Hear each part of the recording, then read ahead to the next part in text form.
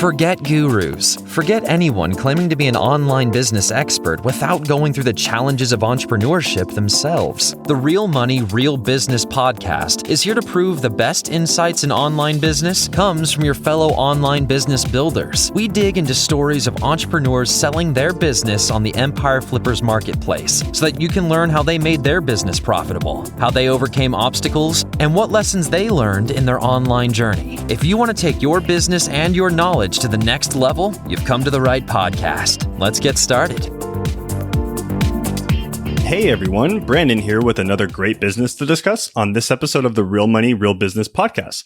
Today's guest is Prashant, and he's selling his Amazon Associates, display advertising, and affiliate business on the Empire Flippers marketplace. So welcome to the show, Prashant, and how are you doing today? Hi, Brandon. Thanks for having me. I'm doing wonderful. Thank you. That's great to hear. Yeah, it's really nice to have you on the call with us today. But before we get into the details, let's give a quick overview of the business that you're having sold on our marketplace. So it is an Amazon Associates, display advertising, and affiliate business in the technology niche created in December 2017. The average monthly revenue for the business is $11,778 and makes an average of $11,389 per month in net profit. For everyone listening, you can visit empireflippers.com/marketplace and search for listing 50244 to learn more about the business, or you can unlock this listing to learn more about the business or start your due diligence if you're interested in purchasing this asset. So now that I've given a general overview of the business, what's included in this sale is the primary domain and all site content and files, 4 additional domains used as 301 redirects, social media accounts for Facebook, Twitter, and Pinterest, outsourced writer contacts, and SOPs. So Prashant, can you tell us a little bit about your background in building and running online businesses? Yeah, sure. My background, I've been in the digital marketing space for about a decade or so now. I've been building content-rich websites for nearly a decade. I've dipped my toes in various different niches, but predominantly I'm a content guy. I'm a content websites guy. Very cool. And then, so where did you get the idea to start this specific business? Was it from past content sites that you were building and you thought the technology niche was something that offered a lot of potential? Yeah, this business focuses on, as you say, technology niche. One of the key drivers on why I jumped on the technology niche was it's evergreen. Most of the technology niche products are pretty much catered to every single aspect of the daily life. So it has much more appeal to the mass audience, as well as there are products out there which could be deemed as impulsive buy as well. So there is an evergreen nature of it, which was really appealing for me. Yeah, that's one thing that is nice about the technology niche. You know, it's always going to be something that's in high demand. And, you know, with new products coming out on seems like a daily basis almost, there's always room to grow and expand in sub niches within this. So how does your business primarily make money then? I've noticed that you have multiple monetizations with Amazon, display advertising, and affiliate. But which of these revenues are making or generating the most income for your business? I would say it's a 60% to 40% split between Amazon Associates and the display advertising. There are other couple of minor affiliate programs, but in terms of revenue split, the large portion of it is Amazon Associates and display advertising. Oh, it's really great to see that you do have a split among the monetizations and not solely relying on just one revenue source. So that's always great. Now, so if the business is doing so good at this time, why is it that you decided you'd like to sell the business? Well, that's a very good question. I usually go through 5-year cycle with all my content websites. Most of my websites are content heavy, content at its very, very core. So I try to keep it very simple, content and links rather than overcomplicating it. The 5-year cycle, the first 3 years, I tend to invest in lots and lots and lots of content that is evergreen, and then go through a sell cycle where the buyer would be able to take it to the next level. I'm a creator, if you like. I like to create things from scratch rather than sustain the growth, if you like. Over a period of last 10 years, all my websites have been sold in that happy medium of 2.5 years to 4 years, when the websites are really stable, have more than 2.5 million words. And then when the buyer comes in who is very well versed with marketing channels like list building, social media, and so on, they would have something that they can absolutely rely on. So the bedrock is already set. Yeah, that's important, having a sturdy foundation in something, especially if you plan on scaling and growing it as an acquisition as well. So that's really great to see. Now, was there anything that you learned with this business that you plan on applying to future businesses down the road? One thing I would say is the technology as a niche is very lucrative, predominantly because most of the products are required in day-to-day life, has a direct impact on our lives, if you like.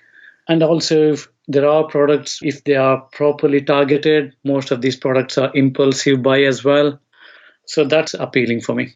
Okay. Now, on the flip side of that, was there anything that you tried with this business and it just didn't give you the ROI that you were expecting? I would think the Pinterest side of social media, being technology niche, I think Pinterest audience are probably not geared towards technology and high-end tech niches, if you like. So I tried it to pretty much dip my toes and see if there is a channel that we can monetize. And very quickly, it became apparent that 80% of the Pinterest users are more interested in food, more interested in art and craft and other niches rather than technology focused niche. Okay, yeah, I completely understand that and see that as well too, considering a majority of the marketing techniques and content that is found on Pinterest. Now, with this particular business, where does a majority of your traffic come from? Is most of it coming through organic search, or do you also rely on PPC ads or other ad campaigns on other channels? It's predominantly organic traffic. If I'm not wrong, it's around 86 to 90% of the actual traffic is organic traffic. The website is an authority in its own right to an extent where new articles written pretty much rank on the search engine within days on page 2 or page 3 without any form of link building. So there are around 10% of direct traffic. I guess that's due to return audience who like to come back and look at the articles they have been used to, the high quality articles they have been used to from the website. Okay. And then are you doing anything else in terms of marketing or even with, say, other forms of the social media accounts that you currently have? Yeah, social media accounts for this business pretty much for aesthetic purposes. Going back to my previous comment, I'm more of a creator, if you like. What I've noticed is the business is really, really authoritative, but for it to be taken to a next level, I'm not really familiar or competent enough to take it into list building, social media, monetization, and so on. So I like the journey a bit more than the actual destination, if you like. Yeah, I completely understand that.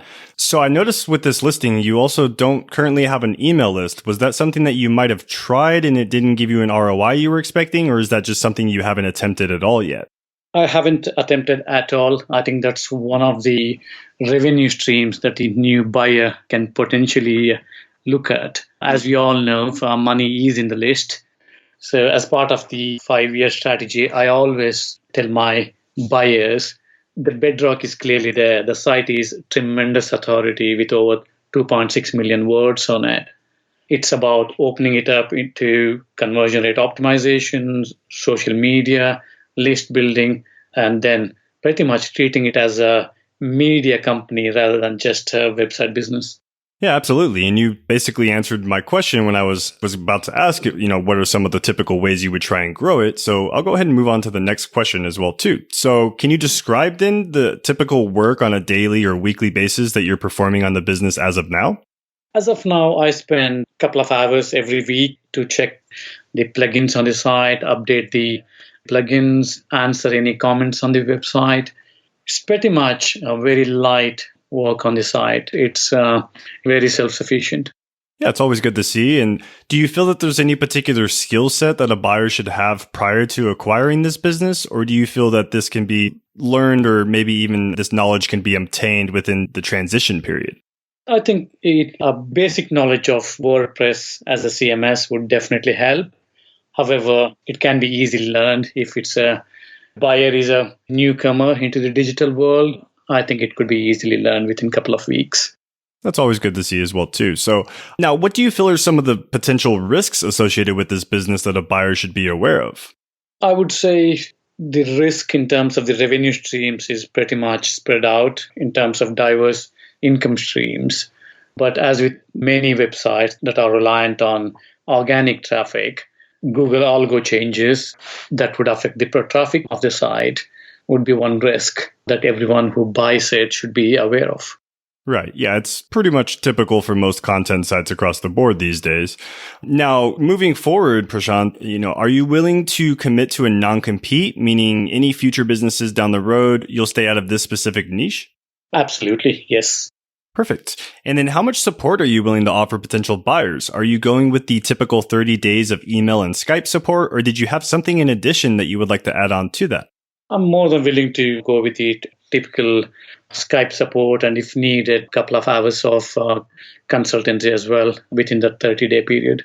Okay, perfect. I'm sure any potential buyers that are looking at this listing can also see the value in that support you're willing to offer as well, too. So that's really great to see.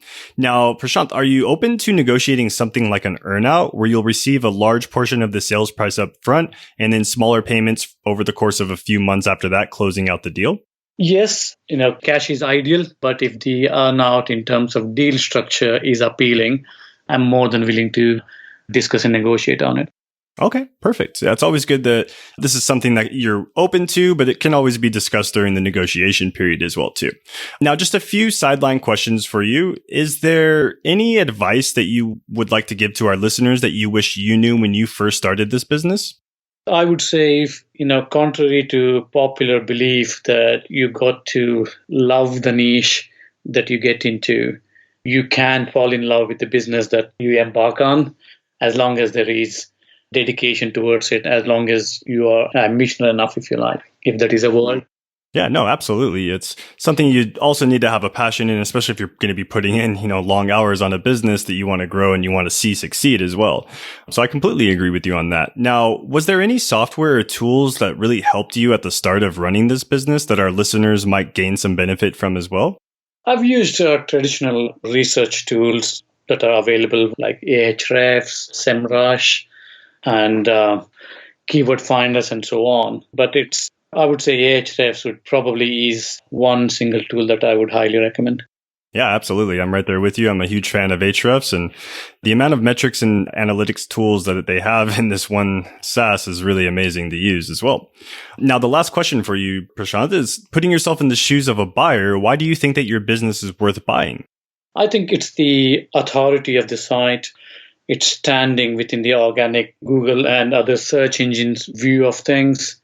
It's pretty much rock solid site with all its foundations in the right place.